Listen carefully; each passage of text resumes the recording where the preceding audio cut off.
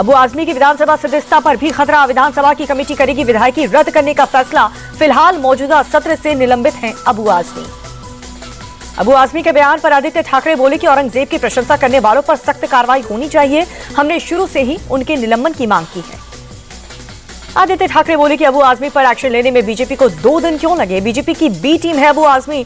बाकी लोगों को बचाने के लिए आजमी पर कार्रवाई हुई है।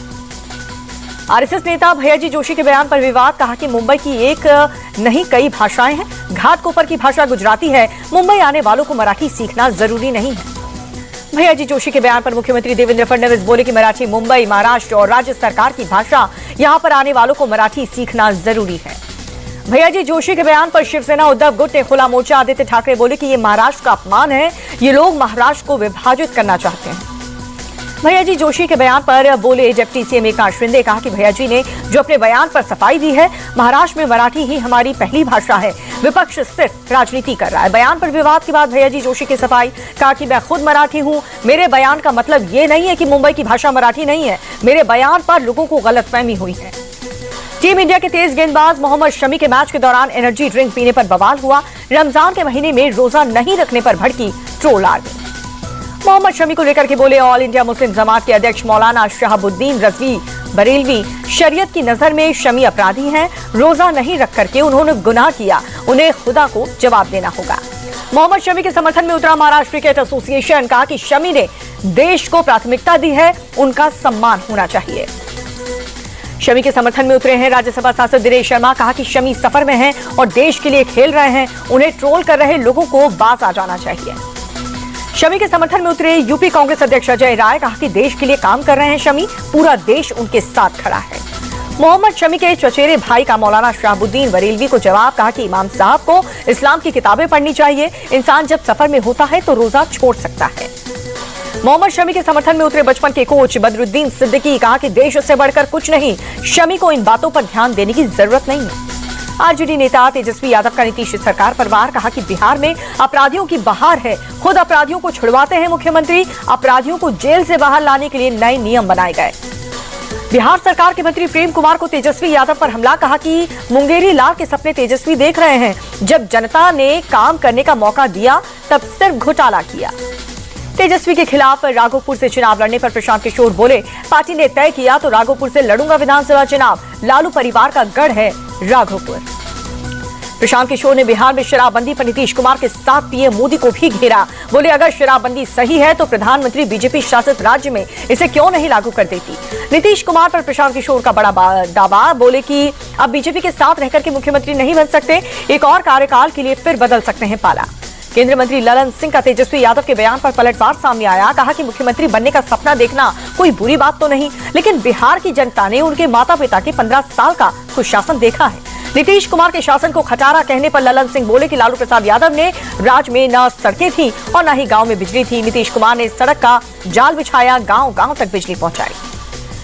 यूपी की योगी सरकार पर मायावती का अजय। कहा कि कांग्रेस के नक्शे कदम पर चल रही है बीजेपी। ग्रोथ इंजन का दावा, लेकिन लोगों को बुनियादी सुविधाएं तक नहीं मिल पाई। मायावती बोली कि बीजेपी ने अंबेडकर की योजनाओं को निष्क्रिय किया है।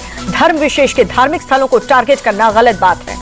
मध्य प्रदेश के मंत्री के भिखारी वाले बयान पर भड़की बसपा सुप्रीमो। कहा कि पहले थोड़ा अनाज देकर के गरीब और दलित को वोट खरीदे और बाद में भिखारी बताकर के उनका अपमान किया। दिल्ली की सीएम रेखा गुप्ता का आम आदमी पार्टी पर हमला। कहा कि पिछली सरकार में नौकरशाही से परेशान थे व्यापारी। मैं कोशिश करूंगी कि इनके दर्द का इलाज किया जाए। दिल्ली के पड़पड़गंज से बीजेपी विधायक रविंद्र नेगी का वीडियो सोशल मीडिया पर वायरल हुआ। अपने विधानसभा क्षेत्र में मीट बेच रहे दुकानदारों को फरमान जारी करते हुए दिखे विधायक।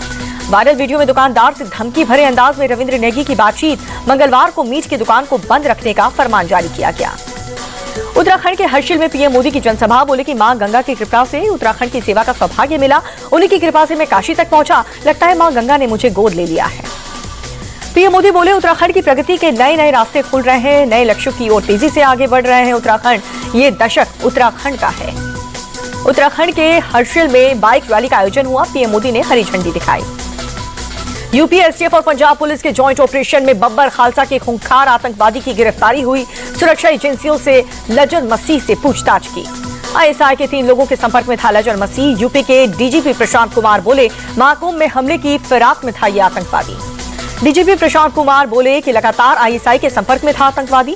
पाकिस्तान में बैठे कुछ हैंडलर उसे ड्रोन के जरिए गोला बारूद और हथियार मुहैया करा रहे थे। डीजीपी बोले महाकुंभ में हमला करने के बाद पुर्तगाल भागने की फिराक में था आतंकी। भारी सुरक्षा के चलते वारदात को अंजाम नहीं दे सका। कुंभ के दौरान कानपुर, लखनऊ और कौशाम्बी में रह रहा था। नेशनल कॉन्फ्रेंस के अध्यक्ष फारूक अब्दुल्ला का बड़ा बयान, कहा कि इंशाअल्लाह जम्मू कश्मीर को जल्द मिलेगा राज्य का दर्जा। होली के दिन यूपी के कई शहरों में जुमे की नमाज का वक्त बदल दिया गया है। 14 मार्च को दोपहर 2 बजे के बाद पढ़ी जाएगी जुमे की नमाज। लखनऊ और संभल में भी 14 मार्च को जुमे की नमाज का वक्त बदल दिया गया है। होली के रंग की वजह से तनाव की स्थिति की आशंका के मद्देनजर ये फैसला लिया गया।